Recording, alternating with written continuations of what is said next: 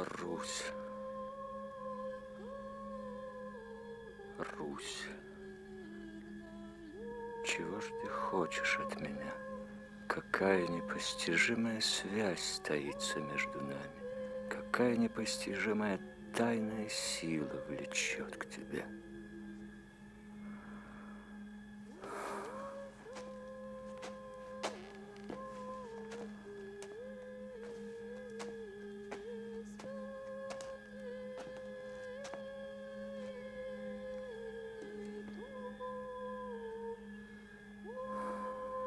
Что глядишь ты так? Почему все, что не есть в тебе, от предмета одушевленного до бездушного, обратило на меня полные ожидания очи? Чего ждешь ты от меня? Что я должен сделать для тебя, Русь? Онемела мысль перед пространством твоим. Ответь.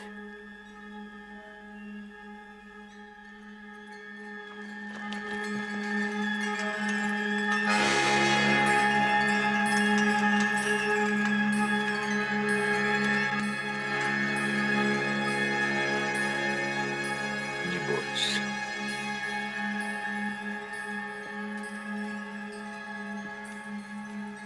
Не бойся. Трудно дело твоей жизни. Тяжел урок, и велик будет подвиг, ибо пришло время спасать людей.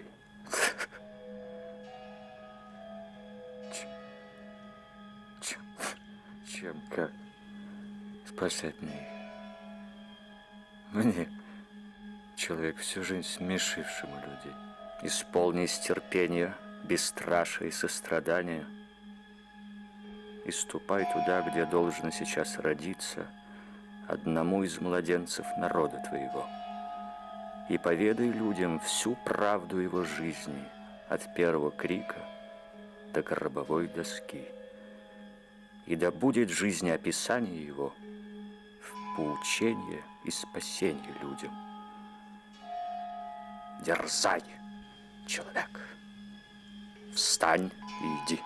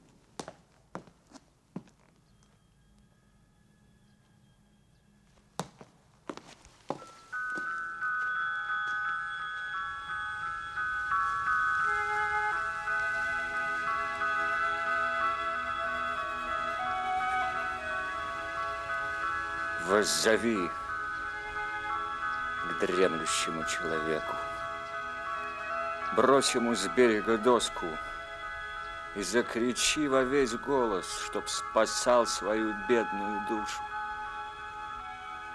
Уже он далеко от берега, уже несет и несет его ежедневное сонное опьянение текущей жизни с ее обманами, поклонением копейки, и нечувствительно облекается он плотью, и стал уже весь плоть, и уже почти нет в нем души.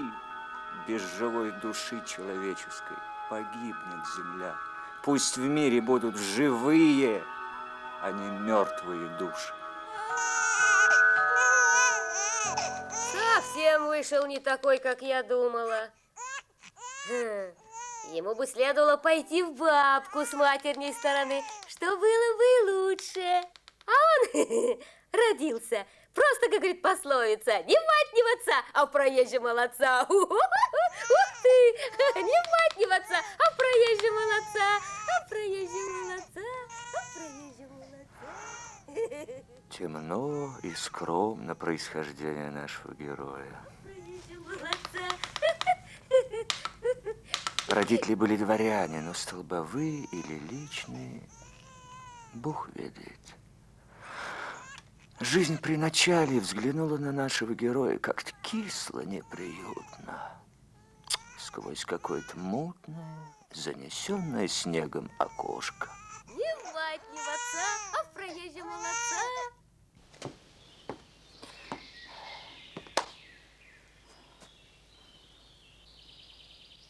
С Богом.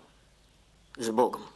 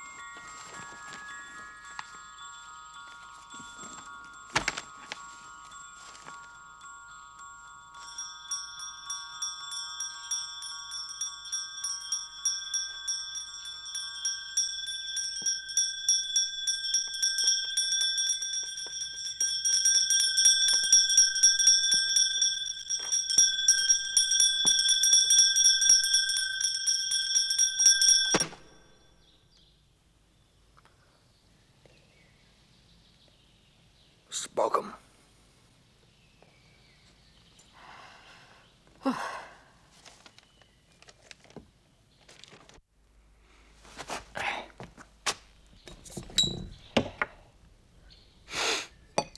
Не хотите ли? Простая вода из каскада Терни. А подобной не сыскать в целой Европе.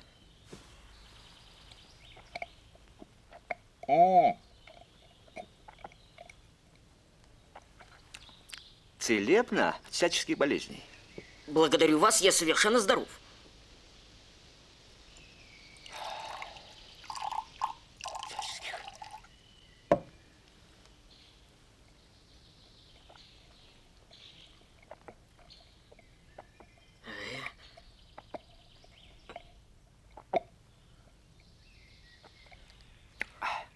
Нет?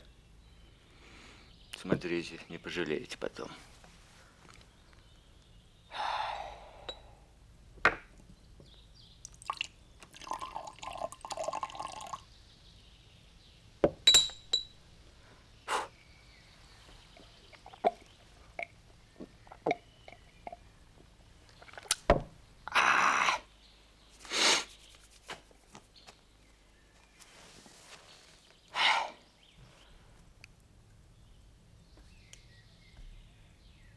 Ну, с Богом!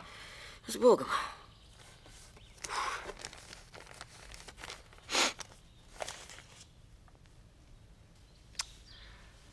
Глава 1.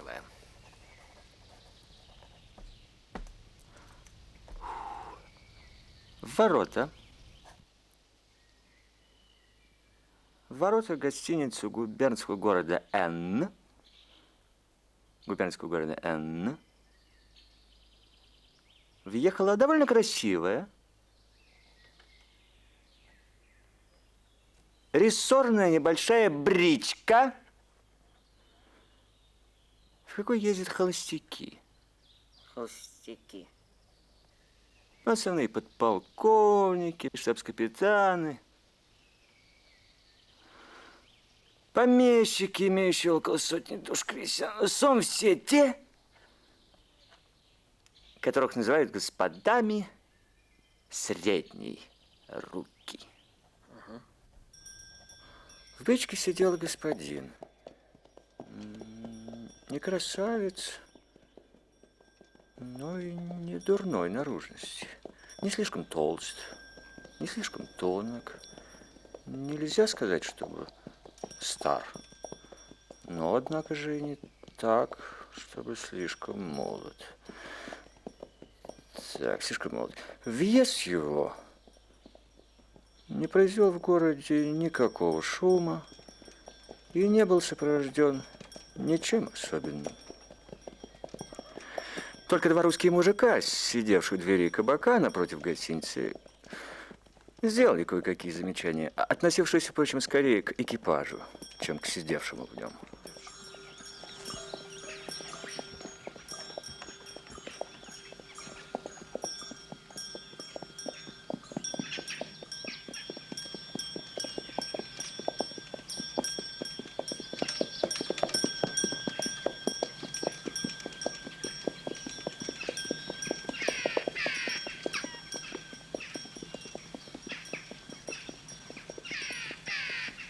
Вишь ты, вон какое колесо.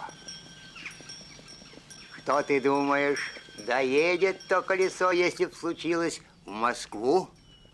Или не доедет? Доедет. А в Казань-то, я так думаю, не доедет. В Казань. В Казань не доедет. Сюда, сюда. Вот и покой, ваше благородие. Самый покойный покой. Прошу-с.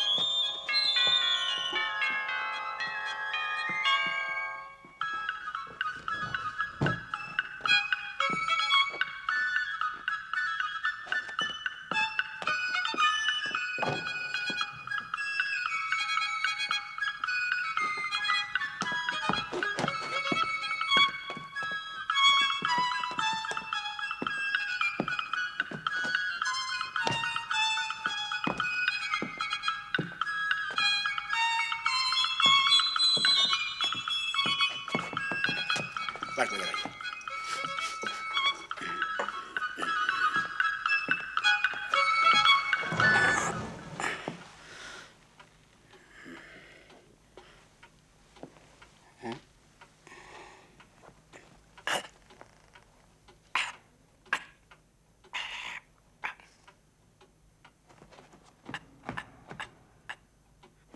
Кто таков? Вчера приехали. Поручик какой-то военный. Поручик? Неизвестно какой. Из Рязани. Гнедые лошади. Ну, хорошо. Веди себя вперед, хорошо.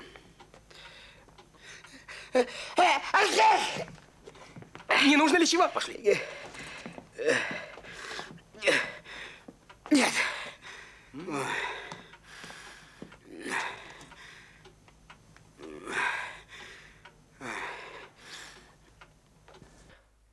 Вот такие радужных цветов косынки женатым господам обыкновенно приготовляет своими руками супруга, снабжая приличными наставлениями, как надо закутываться.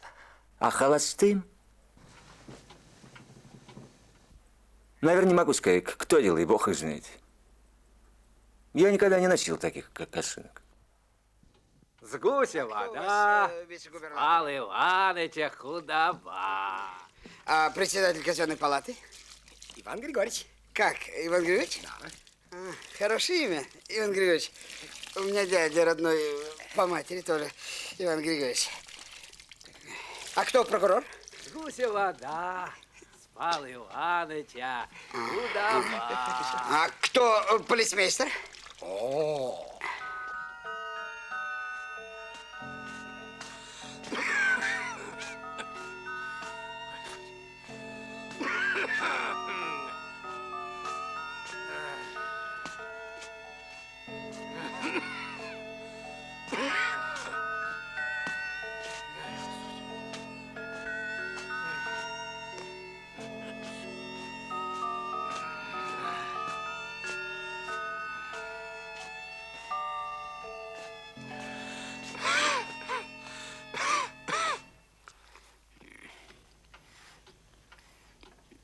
А не было ли, почтенные, в вашей губернии за последнее время каких-нибудь болезней, а? Ну, а убийственных каких-нибудь лихорадок, повальной горячки?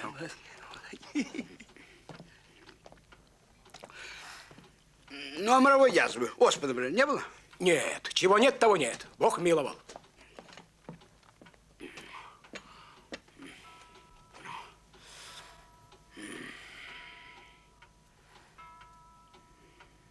Незадача. Петрушка! Одеваться! Петрушка! Одеваться, подлец!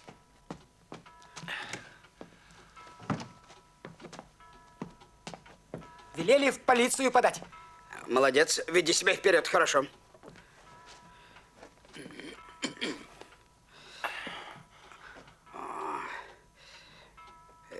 Эх ты. Ты хоть бы в баню сходил, что ли? Да ходил я. Что же баня, баня, баня. Колеже, коллежесы, коллежеский, коллежеский, коллежский,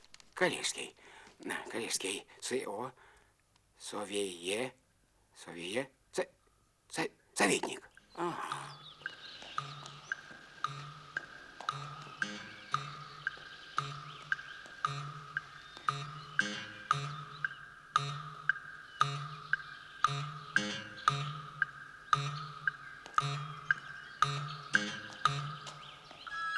Коллежский советник. Коллежский советник.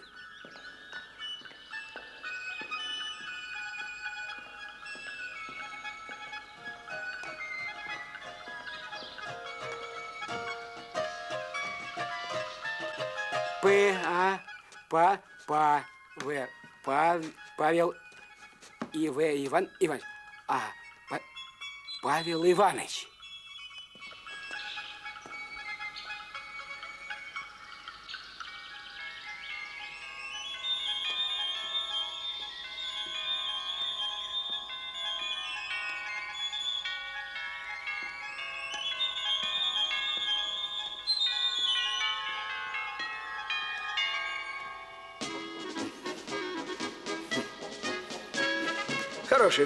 Хороший город. Не хуже прочих. Чичиков.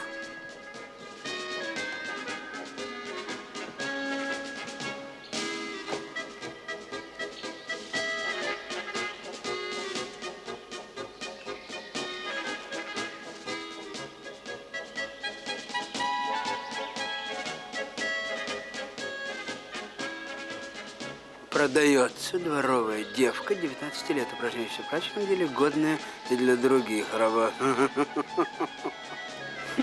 Чичиков. Павел Иванович Чичиков.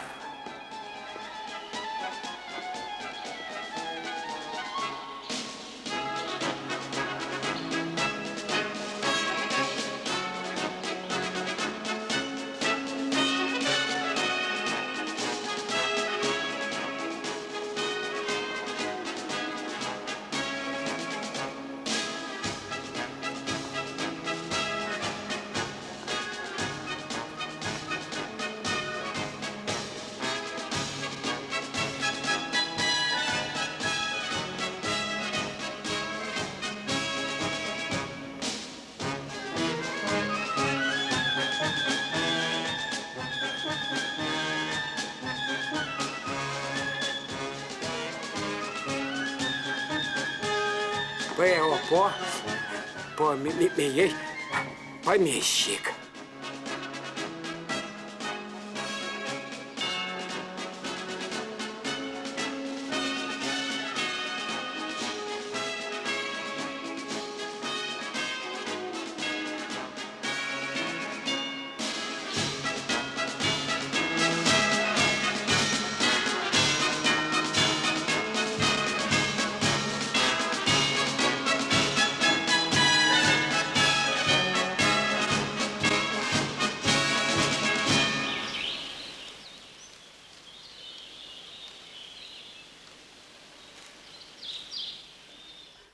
Затем состоялась иллюминация. Город наш украсился, благодаря попечению гражданского правителя, летним садом, состоящим из тенистых широколистных дерев, дающих прохладу в знойный день. Интересно.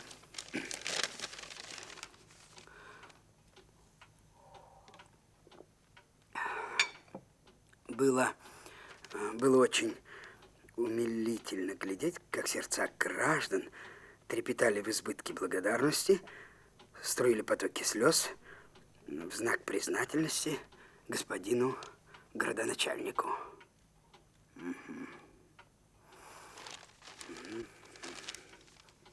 Так. Испанцы в Перу или смерть Роллы. Интересно. В 3 действиях, 5 декорациях с превращениями. Действие на суше и на море с громом. В афише немного было замечательного. Давалась драма «Коцебу», в которой Ролла играл господин Поплевин, Кору девица Зяблова. Прочие лица были того и менее замечательные, но он прочел их всех. Добрался до цены портера и узнал, что афиша напечатана в типографии губернского управления. Типографии.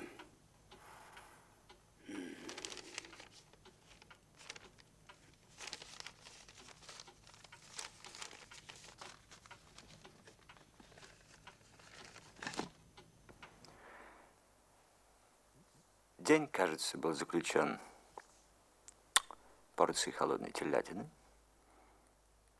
бутылкой кислых щей и крепким сном во всю насосную завертку, как выражаются в иных местах обширного русского государства.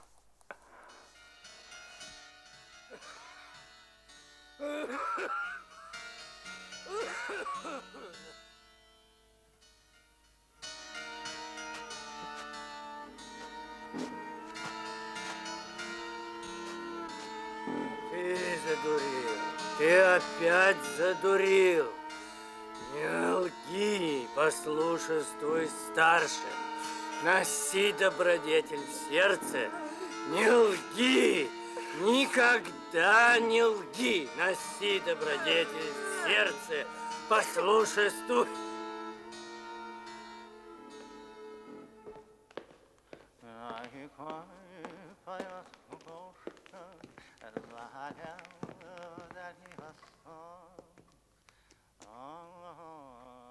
Не проспит зарю пастушка, коль разбудит пастушок.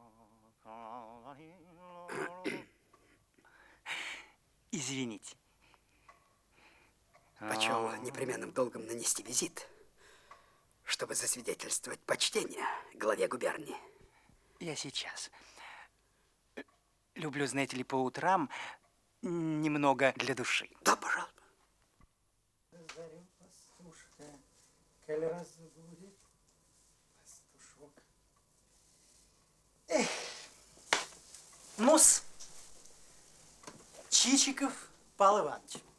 Так точно. Очень рад. Очень-очень рад. Ну-с, как у нас устроились? Не притомились ли дорогой? Приостановился пока в гостинице. Правду сказать, в губернию въезжаешь прям как в рай. Ну что вы. Как в рай. Дороги везде бархатные. Да, едешь и думаешь себе, самой большой похвалы достойны правительства, которое назначает на места мудрых сановников, ваше высокопревосходительство. Ну что вы, что вы, прошу вас без всяких чинов, просто Петр Петрович. Весьма рад познакомиться. Милости прошу. Ну, куда и откуда к нам? Ах, что обо мне, незначащий червь мира сего, недостойный того, чтобы обо мне заботились. Поприще службы моей.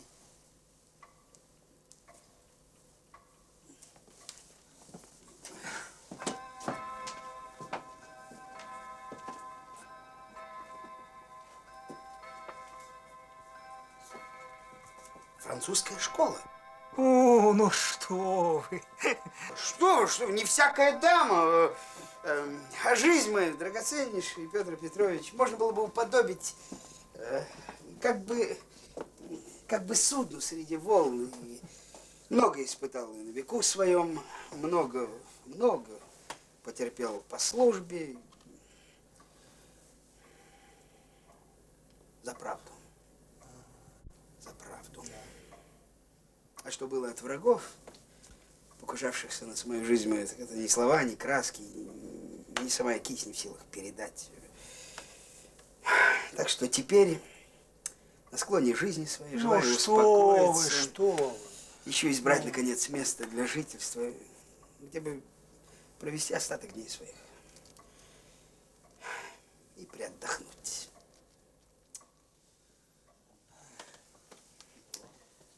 Так прошу вас, милейший Павел Иванович, пожаловать сегодня же ко мне на вечеринку. Непременно. Да. Ну, что обо мне, почтеннейший Иван Григорьевич? Так, незнасящий червь мира сего. И недостоин того, чтобы много обо мне заботились. Жизнь моя, драгоценнейший Сергей Авдеевич, можно уподобить как бы судну среди волн. Много испытал я на веку своем, много потерпел по службе, за правду. За правду. Что же касается врагов моих, добрейший Алексей Иванович, покушавшихся на самую жизнь мою, так это ни слова, ни краски, ни сама, так сказать, кисть не сумеет передать, почтеннейший Иван Андреевич. Так что еще избрать место для постоянного жительства, достойнейший Иван Лукич, где провести остаток дней своих, и любезнейший Евгений Аркадьевич, и приотдохнуть. На чашку чая, прошу. Прошу навестить еще раз. Еще в Нижнем Новгороде слышал добрый слух, Иван Григорьевич, что следствие у вас в губернии производится с быстротой и точностью непостижимой. А в Москве слышал бесценный Сергей Авдеевич и рад, что слух оказался верен, об окончательном истреблении вашей губернии взяток судебных ошибок. Нигде, достойнейший Алексей Иванович, признаюсь, не видел до сих пор городских будущников так честно, как у вас, несущих свою нелегкую службу, выполняющих долг. Вы на бастанчик заходите. Так прошу же, ваш добрейший Павел Иванович отобедать с нами. Буду рад предложить вам небольшой ужин с музыкой и в восточном вкусе.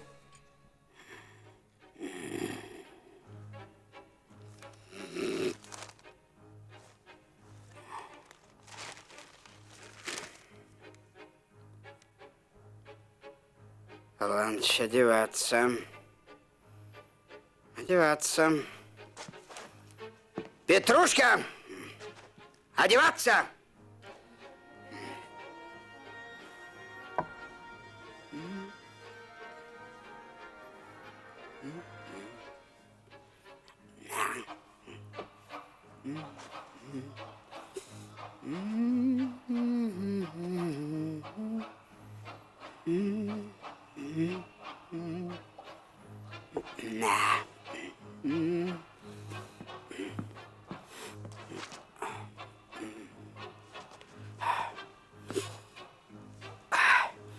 Любезнейший, милейший, милей. Но, да,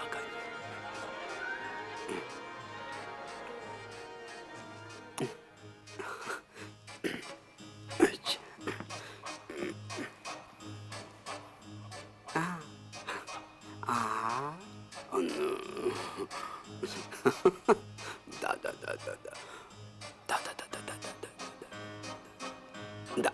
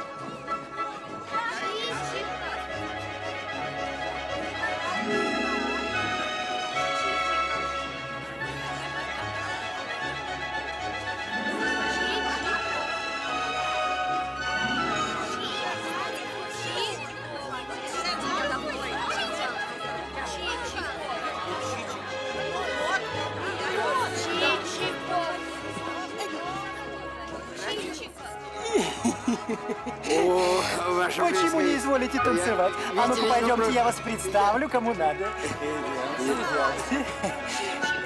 Voilà, mon cher, permettez-moi de te présenter mon ami Palanchik. Je suis très content. Приятный.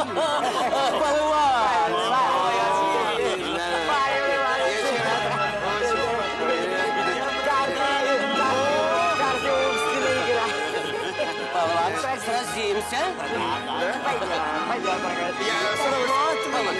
Пойдемте.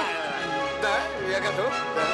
Когда не хотел я сбубен и не пойду. Нет, разрешите возразить. Вы изволили пойти, а я имел честь покрыть вашу двойку. Прошу. Благодарю. Мерси. Что, фиалки? Вы позвольте половать? Да, пожалуйста. Нет, благодарю. Вот. А кто же этот приприятнейший господин? Который? А тот, что так ласково сейчас улыбается. Помещик. Помещик Манилов. Помещик. Помещик? Палач, прошу. Да. Пожалуйста. Пожалуйста. А тот солидный, но примилый и добродушный, по-видимому, господин. И тоже помещик. Собакевич. Михаил Семенович, помещик. Да. Вот. Любезнейший Илья Николаевич, я прошу принять мою игру. Я пропущу. Я пропущу. господа. Прошу. Вот. Господа. Здравствуйте, Павлович. Ваш ход. Скажите мне, а каково хозяйство господина Манилова? В каком положении имение? Имение не дурно. И есть и лес, и угодья. Да, и еще не заложено. Да. А сколько душ крестьян? 400 душ Слишком. 400. Слишком. Нет. Так познакомьте меня с господином Маниловым. С удовольствием. Хозяйственная статистика России меня сильно занимает. А как имя, отчество? Василий Сергеевич. А, Василий Сергеевич, очень приятное имя. Познакомьте меня. Пожалуйста. Сейчас. Сейчас, пожалуйста. Да ты подлец! Фитюк этакий! Я ему ставлю цепочку и печатку в придачу, а он раколе такая. Кто таков? Что за птица? Так вы не знакомы? Так это же Чичиков, Павел Иванович. Да-да, Чичиков.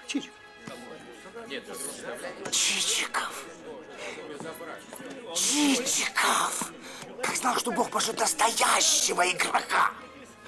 Видишь, не с ним сесть в большую игру. Сядем, прокинем хоть талию. Держу 500 рублей банку. Тебе, я знаю, всегда в игре счастье. Ну да уж, была не была. Что такое? Что такое? Чичиков!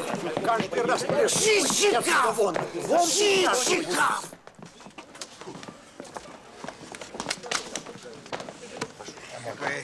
Какой открытый господин, а? Это наш Ноздрев.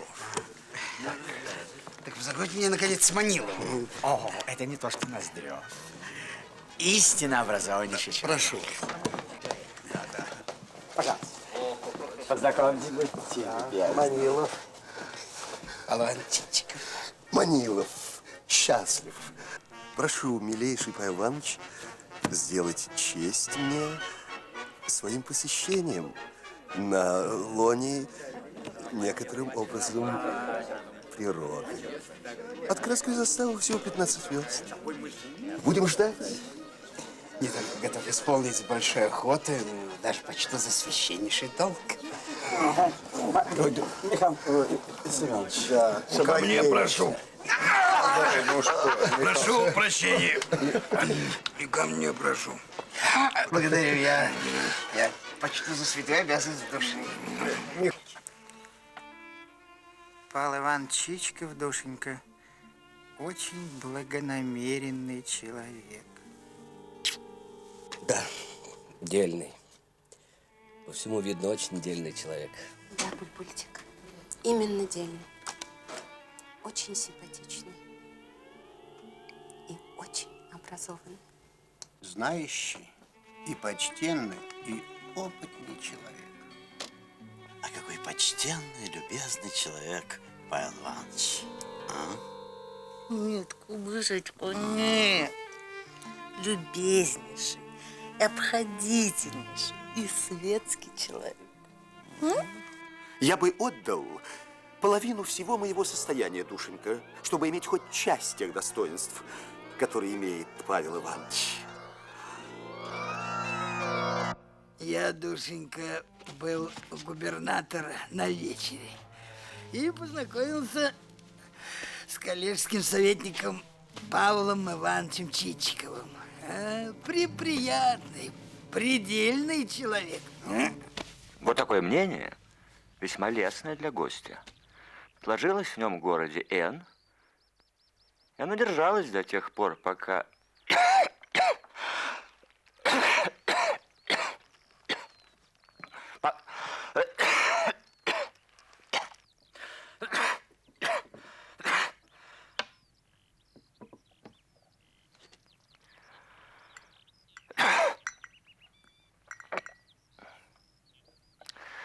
Отличные капли. Отличные. Что более украшает человека, нас, нежели добродетель? Носи ее в сердце. Носи ее в сердце, и славен будешь среди современников, потомков. Вот еще древние греки, сам Аристофан. И мадам де Сталь. Да, мадам, говорили, что добродетель – это мать красоты. Да. Что более украшает нас? И в рубище почтенно добродетель. Лошадиный завод, Милейший Иван Ильич, следует заводить от орловских расистых лошадей. Благодарю вас. И все жеребцы, чтобы в замахе, да, в замахе были не менее 3 аршин. 3 аршин, да. А в крестце, ой, простите, благодарю. В крестце не менее 5 вершков. С четвертью. В крестце. Вот. Я помню, на скачках в Воронеже, простите, вот, на скачках в Воронеже, она как понеслась. Когда полагают играть дуплетом от 2 бортов в угол, то следует, милостивый государь, согласно системе будницы, кий, с позволения сказать, заложить за спину, а палец левой руки оттянуть. И это плавно ударить по шару с оттяжкой. С оттяжкой. И тогда уже без промаха. Я помню, случилось мне однажды в Саратове. И на таможне, милостивый государь, для чиновника самое главное – это физиогномика. Да, физиогномика. Ле Фатера некоторые изучают. Ля Фонтена, да? Нет, Ле Фонтен – это басня, а Ле Фатер – это… По выражению лица иные читают, есть контрабанда или нет. Ой, тут искусство, магнетизм. Ой, у них чутье собачье. Собачье. Нет. Я сам видел. В долине Дагестана. Нет, позвольте возразить вам, любезный Иван Григорьевич, о танцах. Истинные лезгинцы пляшут свои танцы вот как. Так бы стали первично, затем на досках, на досках. Вот так, вот так, вот так.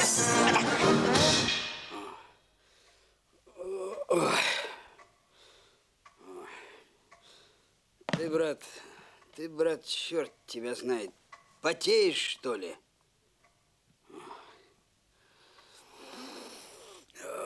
Ты, брат, хоть в баню сходил, что ли?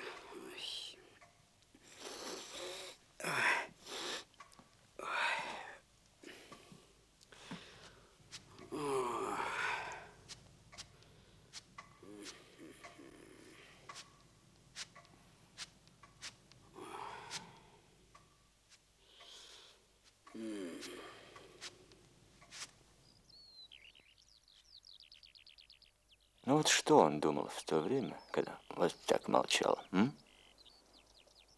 Может, он говорил про себя? И ты, однако ж, хорош.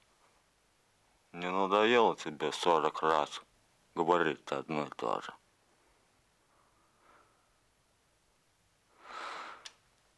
Бог ведает, трудно знать, что думает дворовый крепостной человек в то время, когда барин ему дает наставление.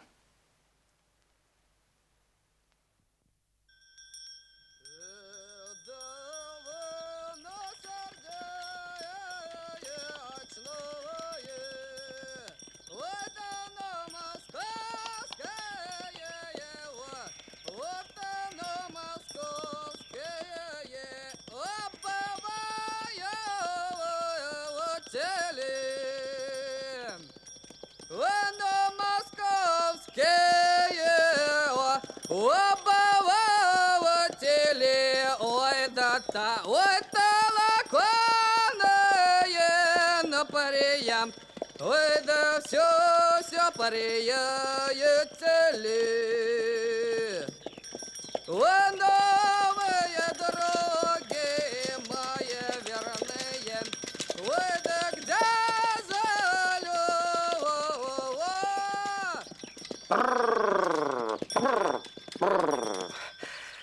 Фух. Ну вот, она тут. 15-я верста.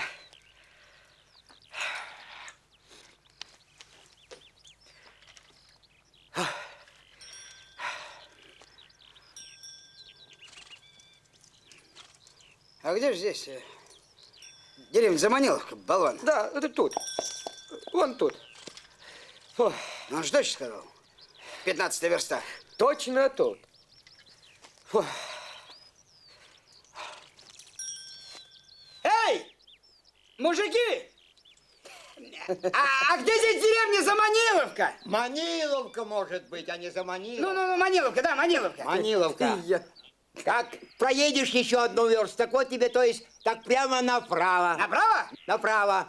Будет дорога в Маниловку. А за Маниловки тут вовсе нету. Она зовется так. То есть, прозвание ее Маниловка, а за Маниловки тут вовсе нету. Там прям на горе увидишь дом каменный. В 2 этажа. Господский дом, в котором, то есть, живет сам господин. Вот эти и есть Маниловка. А за Маниловки совсем нет никакой здесь. И не было. Закрой глазки, открой ротик. Я положу тебе этот кусочек.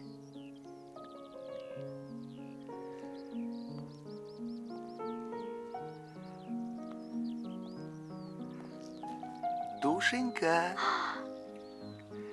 закрой глазки, открой ротик. Я положу тебе этот маленький кусочек. А как хорошо было бы, душенька, как было бы славно, если бы взять и провести отсюда подземный ход. А выход прямо на Театральную площадь в Москве. Из-за таких железных труб. И чтобы на каждой версте медными заклепками клепать. Или через пруд перебросить каменный мост, как Понте-Риальто. И чтобы по обеим сторонам были лавки, и в каждой сидели купцы и продавали нужные для крестьян товары.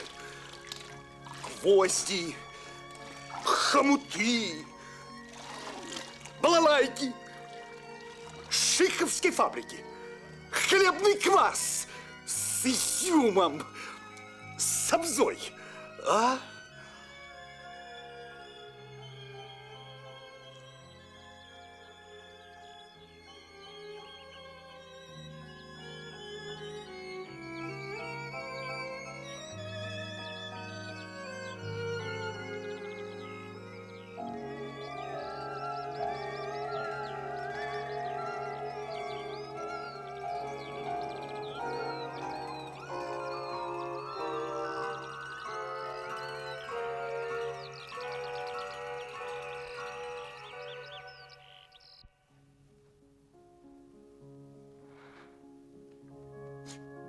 Несмотря на то, что минуло более 8 лет их супружества, они были совершенно довольны друг другом. Они были, то, что говорится, счастливы.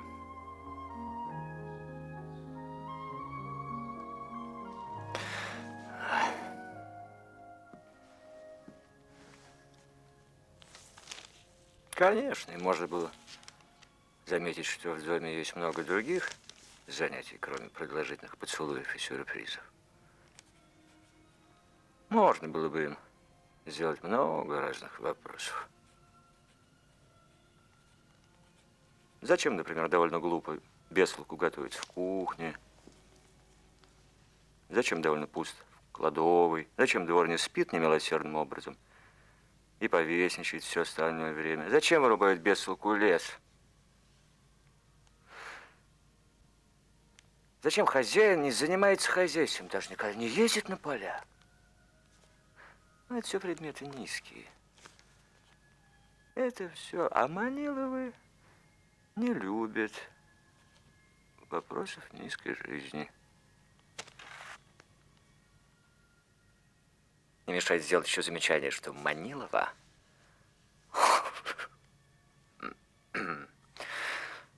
впрочем, о дамах я очень боюсь говорить.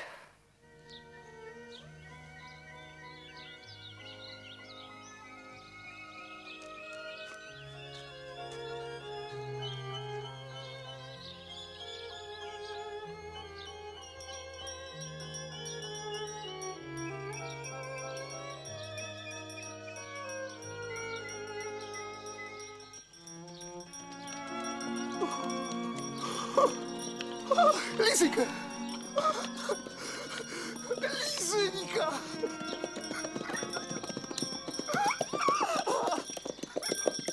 Василий Сергеевич! Василий Сергеевич! Василий Сергеевич! На силу, так и вы нас Я вспомнили, очень рад. Павел Иванович. Я очень рад. И, вы знаете, я... Хотя время, в продолжении которого они будут проходить крыльцо, сеню, переднюю, столовую, несколько коротковато. Но попробуем.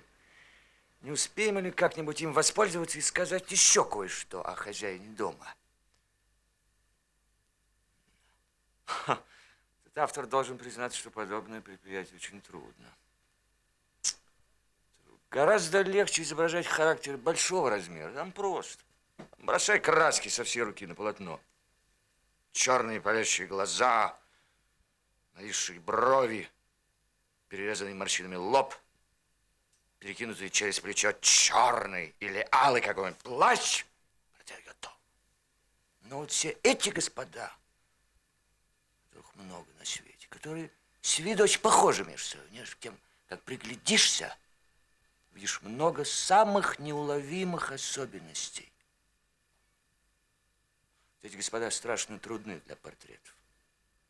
Придется сильно напрягать внимание, пока заставишь перед собой выступить все тонкие, почти невидимые черты. И вообще долго придется углублять уже изощренный в науке выпытывания взгляд. Один Бог разве мог сказать, какой был характер Манилова?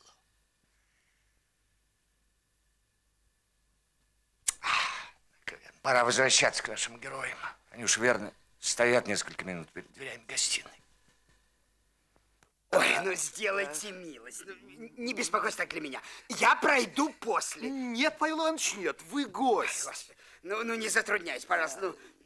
Ну, пожалуйста, проходите. Нет уж, нет, извините. Не допущу пройти позади такому приятному, образованному гостю. Ой, Господи, ну почему же образованному?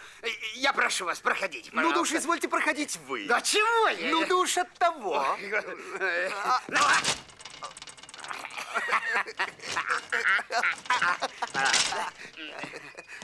Я прошу.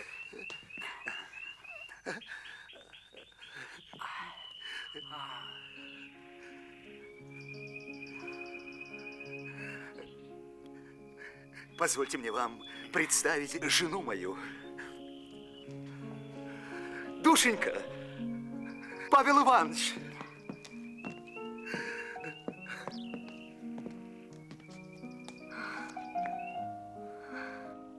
Как вы обрадовали нас своим приездом.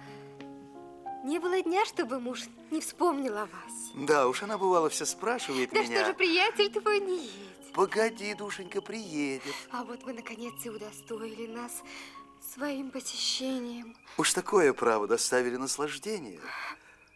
Майский день. Именины сердца. Ой, ну, я ни имени громкого, ни ранга даже заметного не имею. Ну, так, незначащий честный. Что вы? Вы все имеете, вы все имеете. Даже еще более. Прошу вас. Просим. Прошу. Благодарю.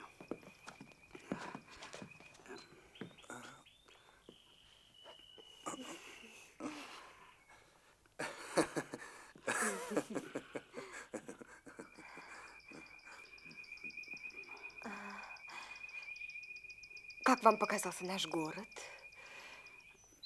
Приятно ли провели время? Очень, очень хороший город. И чистый, зеленый. Прекрасный город, прекрасный. И время провел очень приятно. Общество самое обходительное. А как вам понравился наш губернатор? Не правда ли, препочтеннейший и прелюбезнейший человек? Совершенно правда, препочтеннейший человек. И как он вошел в свою должность, как он ее понимает. Да, нужно желать вот побольше вот таких руководителей. Как он может этак, знаете, принять всякого, наблюсти деликатес в своих поступках? Да, очень обходительный, очень приятный человек. И какой искусник! Какой искусник! Как хорошо вышивает разные домашние узоры. Да, редкая дама может так искусно вышивать. А вице-губернатор? Не правда ли? Какой милый человек. Да. Очень достойный, очень знающий человек. Да. Ну, позвольте, а как вам показался полицеймейстер? Не правда ли? Очень приятный человек. Чрезвычайно приятный. Какой умный, какой образованный, какой начитанный человек. Мы у него, знаете ли, до самых поздних петухов проиграли вист с прокурором и председателем. Очень достойный человек, очень достойный. Ну, а какого вы мнения о жене полицеймейстера? Не правда ли прелюбезная женщина? О, это одна из достойнейших женщин, каких только я знаю. Вы всегда живете в деревне? Больше в деревне. Иногда, впрочем, приезжаем в город для того только, чтобы увидеться с образованными людьми. Знаете, одичаешь, если все время будешь жить в заперти. Правда. Конечно, другое дело, если бы соседство было хорошее, если бы, например, такой человек, с которым бы в некотором роде можно было поговорить, следить какую-нибудь этакую науку, чтобы этак расшевелило душу, этакое паренье духа. Верно. Очень верно. Тогда, конечно, деревня и уединение имели бы много приятностей, но решительно нет никого. Вот только иногда почитаешь сын Отечества. Да. Ой, совершенно с этим согласен. Ничего не может быть приятнее, как жить в уединении, наслаждаться зрелищем природы и почитать какую-нибудь книгу. Но знаете ли, все, если нет друга, с которым бы можно поделиться. Это справедливо, это совершенно справедливо. Что все сокровища тогда в мире? Да, не имей денег, а имей хороших людей для обращения, сказал один мудрец. И знаете, Павел Иванович, тогда чувствуешь какое-то в некотором роде наслаждение. Ничего, все будет. Вот как теперь, например, когда случай доставил мне счастье, можно сказать, образцовое, говорить с вами и наслаждаться приятным вашим разговором. Помилуйте, что за приятные разговоры? Поверьте, ничтожный человек и больше ничего. Что вы? Что Поверьте, вы? самый простой и смертный. Нет, Павел Иванович, смертный. Я нет! смертный.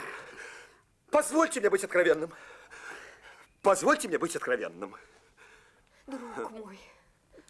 Я бы с радостью отдал половину всего моего состояния. Да, конечно.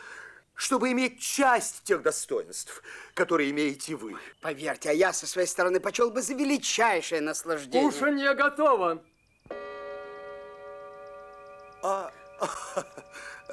Прошу покорнейше. Вы извините, если у нас нет такого обеда, какой на паркетах и в столицах. У нас просто по русскому обычаю. Щи, но от чистого сердца. Покорнейше прошу. Нет, Павел Иванович, нет, вы гость. Я прошу вас. Нет.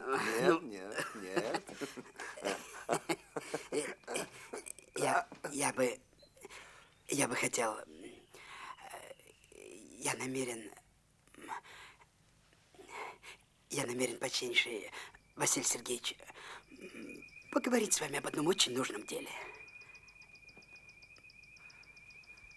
Душенька, мы задержимся лишь на одно мгновение. Да, на одну минуточку. Покорнейше прошу. Благодарю вас. Нет, не туда. Прошу в мой кабинет. Покорнейше прошу. Я прошу вас. Нет, вы гость. Ну, я прошу вас. Вы гость. Вы гость. Вот мой уголок. Приятная комнатка, приятная. Позвольте вас просить расположиться в этих креслах. Здесь вам будет покойнее. Позвольте, я сяду на стуле. Позвольте вам этого не позволить. Это кресло у меня уж ассигновано для гостя.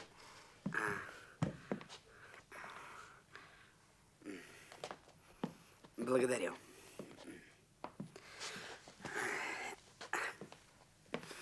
Позвольте мне вас попотчевать трубочкой. Ой, нет, не курю. А чего? Не курю. Ну, не сделал привычки. Боюсь. Говорят, трубка сушит. Позвольте мне вам заметить, что это предубеждение. Я полагаю даже, что курить трубку гораздо здоровее, нежели нюхать табак. В нашем полку был поручик. Прекраснейший, образованнейший человек. Он не выпускал изо рта трубки не только в комнатах, но даже, с позволения сказать, во всех прочих местах. И вот ему уже 40 слишком лет, но благодаря Богу так здоров, как нельзя лучше. А это я. О! Да. Ну, в натуре находится много вещей, неизъяснимых даже для обширного ума. Ну, позвольте прежде одну просьбу.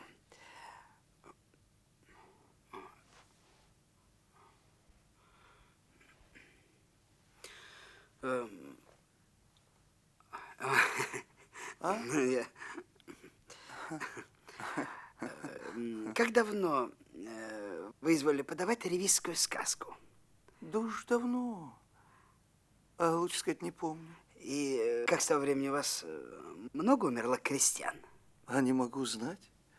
Я полагаю, об этом нужно спросить приказчика.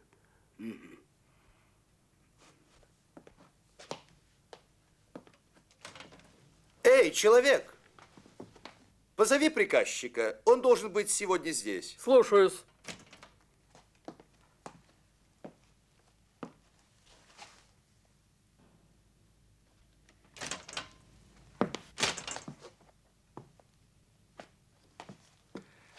Послушай, любезный, сколько у нас умерло крестьян с тех пор, как подавали ревизию? Да как сколько? Многие умирали с тех пор.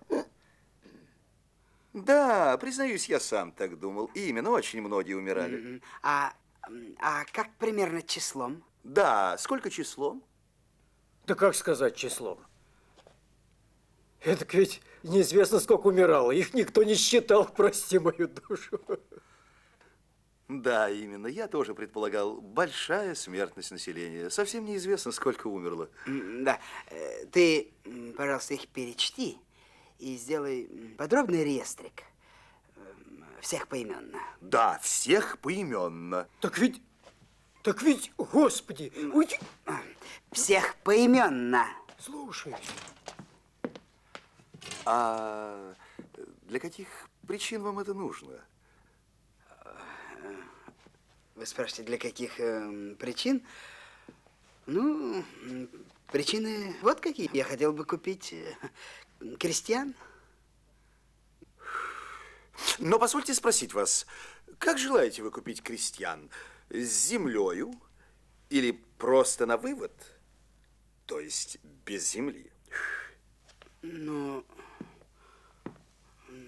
да. Ну, не то чтобы совершенно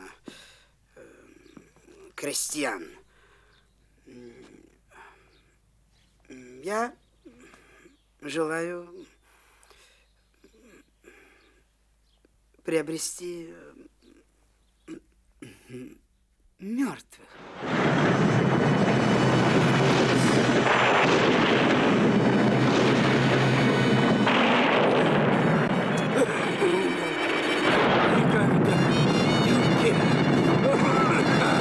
Как-с?